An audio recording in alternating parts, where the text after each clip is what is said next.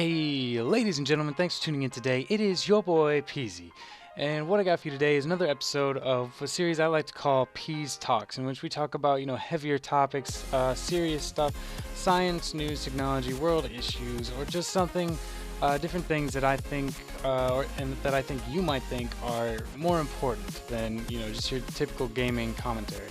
But in the background, as you can see, I am playing a little bit of Ground War Domination. This is actually one of the best games that I've had. I ended up going 72 and 13. Thanks to all my kill streaks. You can see I got 4 of them on the bottom of the screen there.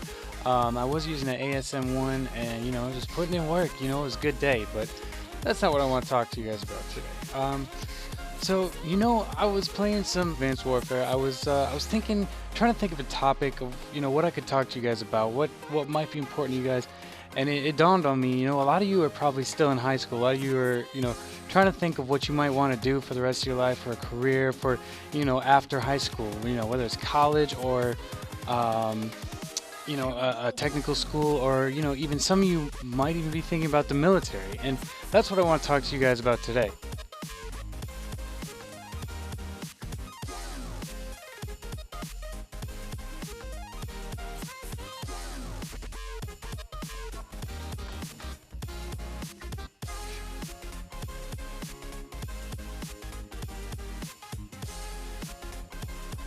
So I have said it in the past, your boy Peezy was in fact a Marine. I spent 5 years in the Marine Corps, and so I do have some experience, some background that I can actually talk on this subject to you guys. So I thought, I could bring a perspective to you if the military is in fact something that you're thinking about. So I've taken it upon myself to, go back in my mind and think, what are some fundamental questions that I had that I didn't get answered, that I wanted answered before I actually even joined the Marine Corps. So that's what I've gone, guys. I've put together a list of questions that I think you guys might be curious about if it is something that you are considering. So the first question I could think of that I wanted answered as soon as I started thinking about joining was, is it hard? Obviously, it is the military. It's not going to be an easy thing, but is it hard? That's a good question, and I can say it definitely does have hard parts, but not all of it is hard. It's kind of, I would really equate it to a 9-to-5 kind of job for the most part. So is it hard? Yes, but a lot of that comes from different politics. Different ranks. You have to listen to people who are above you. You have to do these certain things. And it's not like you're going to get fired. You're going to be held accountable in a serious way. So, that's a really kind of a hard question to answer, honestly. It is hard, but I mean, so is everything else in its own way, you know what I'm saying? And like I said, a lot of the hardest stuff comes from the actual training, the different exercises, like boot camp, your MOS or your job training, depending on whatever branch, they call it different things, but basically your job training. But like I said, I'm a former Marine. I was a sergeant when I got out, so I'm going to refer to it as an MOS from now on just to make it easier. This leads me into the second question, what kind of training is there? And this is a good question too. It really depends on what branch you're looking at. Like I said, I'm gonna say it over and over again. I am a former Marine, and just for boot camp, you're looking at 12, 13 weeks of training right there alone, followed by another month of combat training, regardless of your MOS, and then from there you go to your MOS training. Unless you are a grunt, in which case, you stay at that combat training for, I can't even tell you how long. I think it's a month, anywhere from a month to 3 months. I don't even remember. But if you look at the Army, that's about 10 weeks there, followed by your job training. Navy is another 8 weeks, followed by job training. Air Force, you're looking at 6.5 weeks, plus your tech school, whatever that is. National Guard, it's the same as Army. It's, 10 weeks. I think it's actually the same training as the Army, and then Coast Guard, you got another 8 weeks of training, followed by your job training school. So personally, I was a radio technician. My training program post boot camp was pretty long. So to give you some perspective on how long your initial training can actually be, I shipped to boot camp on December 7th of 2007. By the time I was totally done with training, you know, graduated from boot camp, combat training, and my MOS school, it was January 9th of 2008. I'm sorry, 2009, when I reported to my first unit. So that's, you know, a couple days longer than a year. That's how long I was in training personally. And then beyond that, you know, you have different annual trainings that you have to do. You know, there's a swim qualification, there's a shooting range, and then, you know, every I think it's every 3 months or maybe every quarter. It actually might be an annual thing as well. I can't remember right now, but you know, a fitness test where, you know, for the Marine Corps we had to run 3 miles under, I think, 28 minutes. You know, we had to do pull-ups. You had to do 20 for max score, but you had to do at least 5, I think. I can't remember.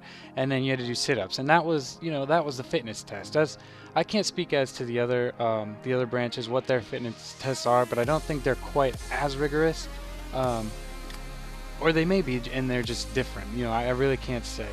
Actually, let me amend that statement. I don't want to try and diss any of the other branches here. I got mad respect for everybody in the military that's thinking about it, has been, whatever. So I'm not going to say it's not as rigorous. It's just different. So let's leave it at that. And then beyond those kind of things, you also have to look at if you're going to deploy. You have, you know, workups for that. There's different deployment trainings. You know, they'll throw you out in the desert for a couple of months as a unit to see how you do, and there's that kind of training as well. But before I move on to the next question, I just want to, you know, as I'm speaking, it dawned on me, you know, people are probably curious about basic training and boot camp kind of thing. For me, you know, it was hard, but the hardest thing, it was a mental thing, you know. Physically, you know, I was a small dude. I was 119 pounds when I went in. So physically, you know, running wasn't hard for me or anything like that. It was, you know, being away from, you know, I had just been married actually. So being away from my wife, that was really the hardest thing for me. The physical stuff, it's rough, you know, it's hard, but it's you can definitely get through it. You push through it, and it's nothing. But it's, you know, it's the lack of sleep. It's the people screaming in your face, in your ears all the time. You know, it's just a mental game. They just like to mess with you, and that's really the hardest part about basic training.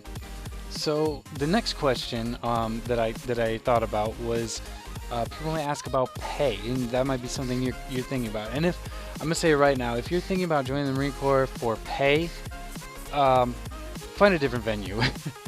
I'll leave a link to military enlisted pay scales below, and I'll actually throw an officer one in there as well, because some of you may be considering going to school and then going through an officer program. But like I said, if you're thinking about going in the military to get, you know, a high-paying job, look elsewhere.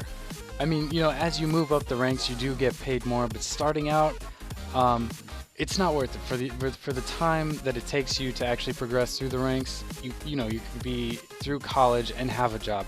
To give you a little perspective, you know, when I first started, my wife and I were basically living on ramen noodles. You know, we did have military housing, so that's great. They provided that, but you know, we needed a vacuum to take care of this place, and we couldn't even afford a vacuum for months. You know, we had to save up, and that hopefully that gives you some kind of perspective. If you're looking at the military for money, then you're just looking in the wrong place. You're doing it for the wrong reasons.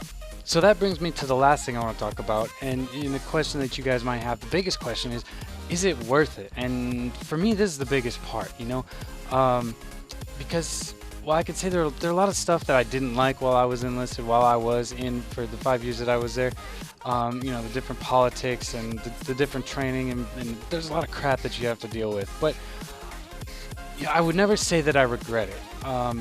And given the chance, I would do it all over again. Would I do it differently? Sure, but I would definitely do it again. And it's an experience that you know, you can't get anywhere else. You can't imitate that. It's a kind of feeling of pride and ownership and companionship that you don't really get anywhere else. And whether you're doing it for, you know, you don't know what else to do with your life, you know, you want to serve your country, or maybe you just want your school to be paid for, you know, after your service, whatever the reason is, you got to do it for you. You got to do it for you, your family. You cannot do it for the wrong reasons. You have to have a plan, and you have to be ready to give yourself 100%, at least until you're done. If it's not for you, you can get out afterwards, or you can re-enlist, whatever you want to do. But you got to do it for the right reasons, okay? And most importantly, you got to do it for you. And one last thing I want to touch on, guys. You may have some family, some parents, some loved ones who do love you, that might be, you know, apprehensive, resistant to the fact that you want to do this with your life. But what I want to say is ultimately, if they do love you, they will support you in whatever you want to do. So as the game wraps up here, guys, that's all I wanted to say. I just wanted to, give you guys some perspective, some ideas, and hopefully help you guys out. As the game wraps up here, you can see on the screen here, I did end up going 72-13.